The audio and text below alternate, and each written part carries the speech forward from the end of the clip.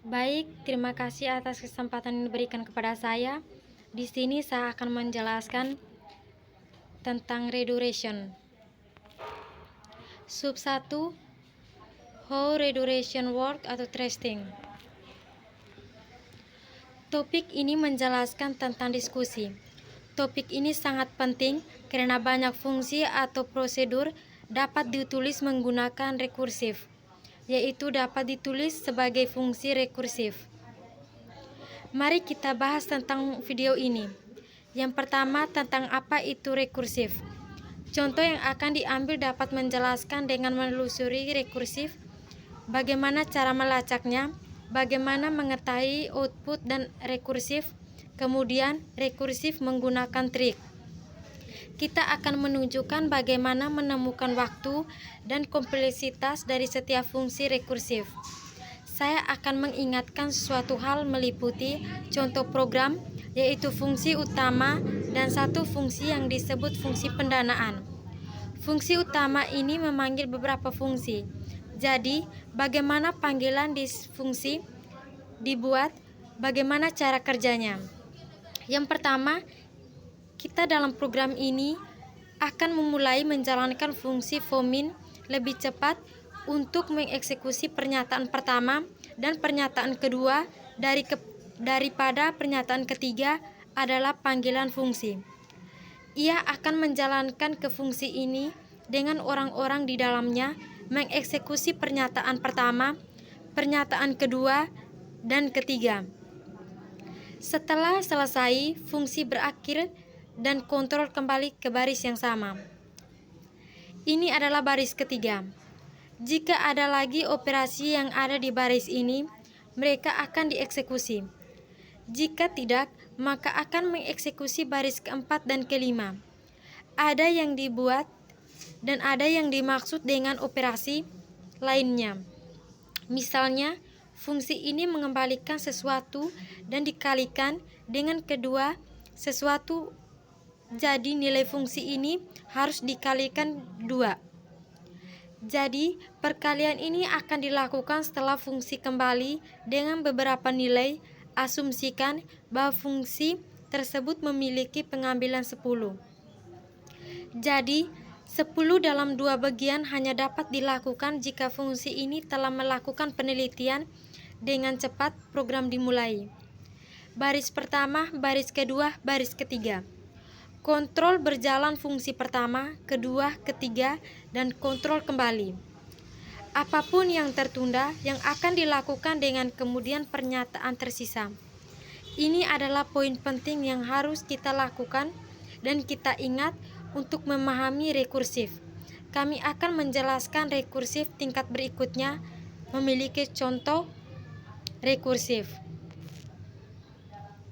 Apa yang dimaksud dengan fungsi rekursif?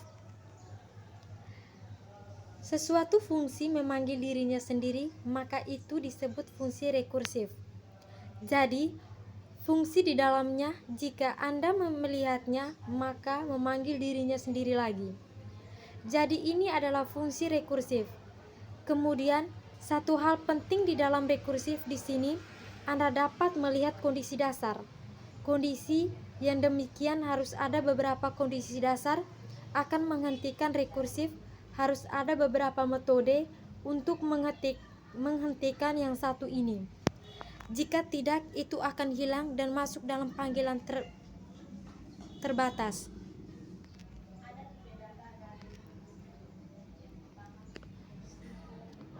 Berikutnya, jadi dalam contoh ini akan memanggil dirinya sendiri jika kondisinya benar atau dapat berhenti jika kondisi ataupun pada titik tertentu harus berhenti.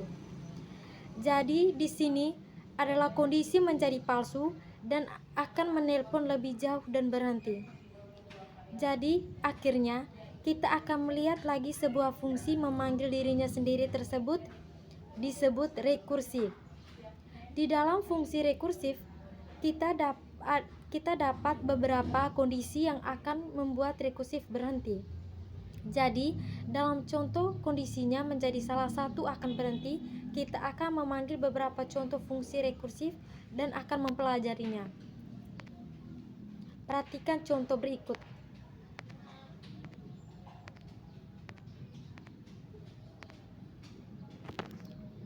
Dalam contoh berikut memiliki fungsi utama yang memiliki beberapa nilai dan memanggil fungsi dengan melewatkan X, dan fungsi itu memanggil parameter NP.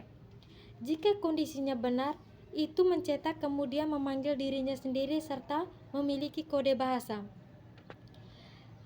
Jadi itu mencetak dan lagi-lagi menyebut dirinya untuk nilai yang dikurangi, dan jika apapun itu seharusnya ada file, maka memanggil dirinya sendiri untuk yang keempat.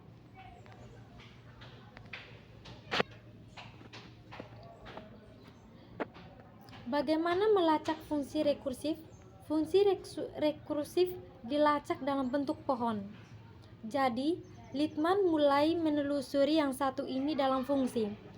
Ada dua langkah yang harus dilakukan.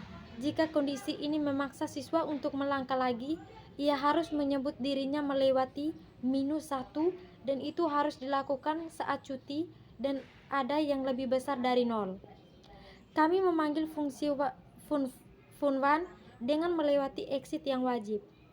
3 lebih dari 0, langkah pertama print mencetak 3 jika itu memanggil dirinya sendiri dengan melewatkan kesenangan untuk melihat ke dalam fungsi. Kedua langkah telah selesai. Langkah pertama dan langkah kedua lebih cepat. Jadi, apa output yang mereka dapat sejauh ini? Keluaran adalah ketiga.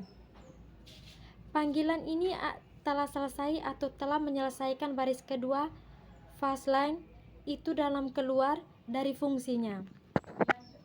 Kita akan menjalankan ponsel dilakukan lebih dari 0. Langkah pertama adalah mencoba melakukan output untuk melanjutnya. Jika ada pencetakan dan tidak ada panggilan dan tidak akan masuk ke dan akan keluar dari fungsinya. Jadi ini adalah pohon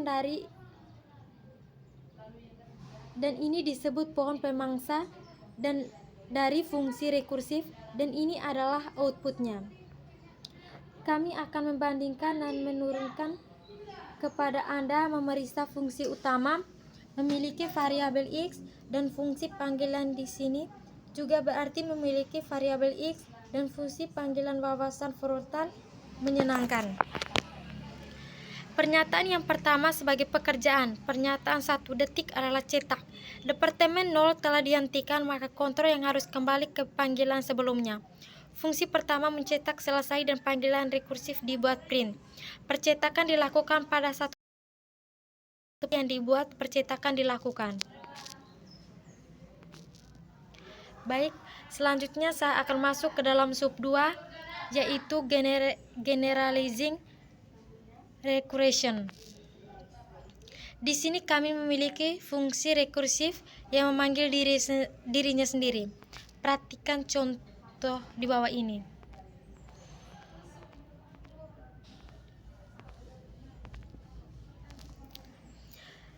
Dalam contoh di atas ada 3 pernyataan fusa. Ada sesuatu hal disebut sendiri dan ada satu pernyataan lagi. Pernyataan adalah kapan pernyataan ini akan dieksekusi pada waktu panggilan, dan kemudian pelarian ini akan dieksekusi pada waktu kembali. Jika ada sesuatu yang diikuti oleh fungsi ini, maka itu juga akan dieksekusi pada waktu kembali pada peritu yang dilakukan. Kita dapat menganggap sebagai rumus dan fungsi rekursif yang dipanggil sebelum panggilan fungsi setelah panggilan fungsi itu dijalankan pada titik balik. Kita menyebut bagian ini sebagai ascending, dan ini kita bisa menyebutnya descending. Fungsi rekursif memiliki 2 fase, yaitu ascending dan rescending. Hal penting yang kita pelajari sekarang adalah bahwa rekursif akan memiliki 2 fase. Bandingan rekursif dengan loop yang pengulang pernyataan. Lalu apa itu rekursif? Rekursif juga berulang. Melihat fungsi hilang lalu memanggil lagi, itu adalah panggilan. Rekursif juga sama seperti mengulang, tetapi perbedaannya adalah loop hanya memiliki fase menarik, tetapi rekursif akan memiliki fase menarik juga menurun. Jadi itulah kekuatan dan kekuatan rekursif yang dapat dimanfaatkan untuk menulis kode dengan lebih mudah. Jadi dua fase ini menjadi penurunan hanya ada dalam rekursif akan menunjukkan bagaimana stok digunakan dalam dua fungsi rekursif ini dan kompleksitas waktu. Itu saja penjelasan dari saya. Sekian dan terima kasih.